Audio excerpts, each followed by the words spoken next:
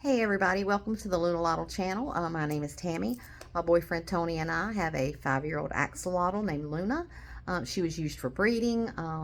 She's now just being a spoiled, loved little axolotl like she should be. So we do have a live stream here on YouTube that you can watch 24 hours a day.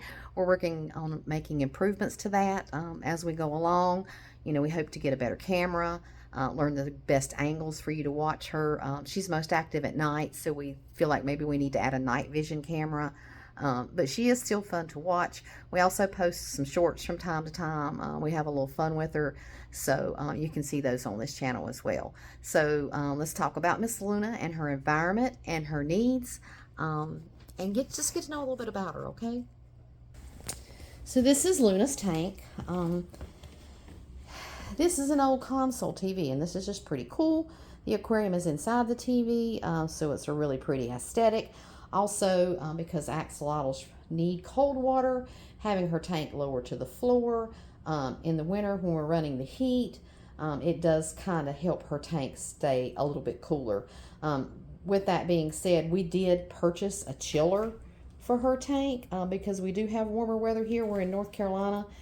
So sometimes it gets really warm here and kind of hard to keep this room as cool as we'd like to keep it. So we do have a chiller. So if you're looking into getting an axolotl, just remember that may be an additional expense if you're unable to maintain an ideal water temperature, which is between 58 and 63 degrees.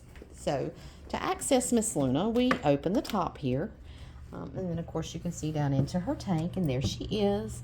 Herself, Miss Luna, and we do have quite a few plants in her tank. We have plants that float. We have plants that like a wandering dew. That I don't know what that word is, but they roam, they wander like a wandering dew. And so the plants do help with the nitrate and the nitrite levels in her tank. So having plants is pretty important to maintaining a healthy tank for your axolotl.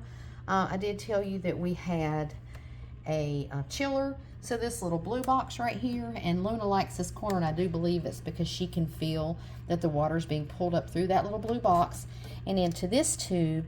It goes over to the outside of the tank to a chiller box and then comes back in right here.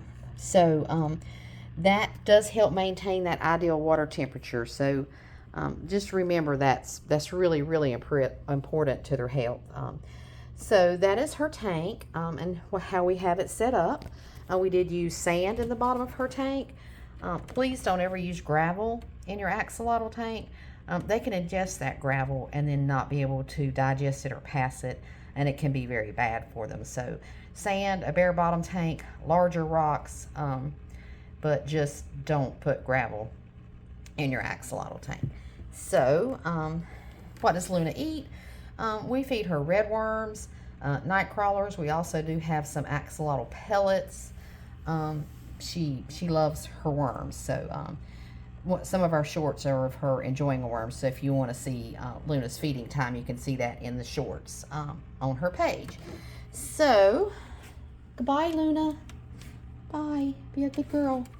Okay, so now you guys have seen her tank, a little bit of information about that.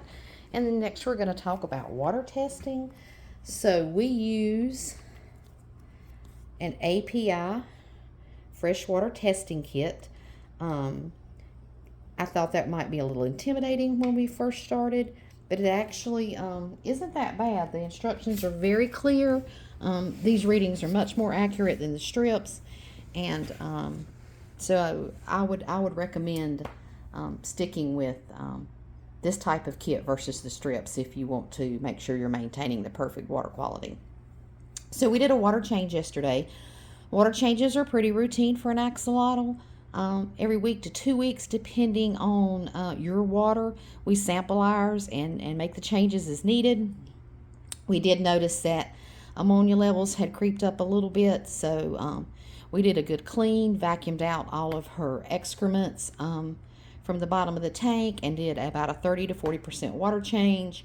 And so, within 24 to 48 hours, her ammonia levels should be back to normal, to a good range. So pH for an axolotl. Axolotl's like a slightly higher pH. They do well with that.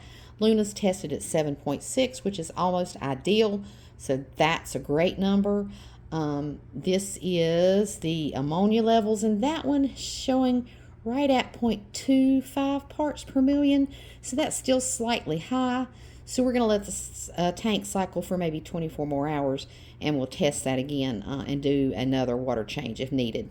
This little booger right here, this is nitrites, and we had a heck of a time getting that right when we first started cycling our tank. So after a few weeks of frustration, we bought a product on Amazon. It was called Nitrazorb. It goes right into your filter, right behind your other filter cartridge, and within 24 hours, our nitrite levels were perfect, and they are still today. They should be at 0 parts per million.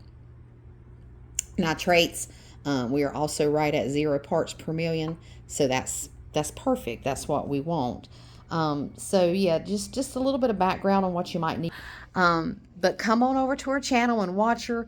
We're going to be making improvements as we go. We'd love to hear what you guys think, what you'd like to see. Watch those shorts because we have fun doing those, and we'll see you the next time.